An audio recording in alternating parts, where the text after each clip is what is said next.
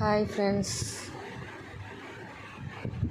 Kolkata doctor case విషయంలో వింటుంటే చాలా బాధగా ఉంది, ఏడుపు వస్తుంది. ఏం చేయలేని పరిస్థితి,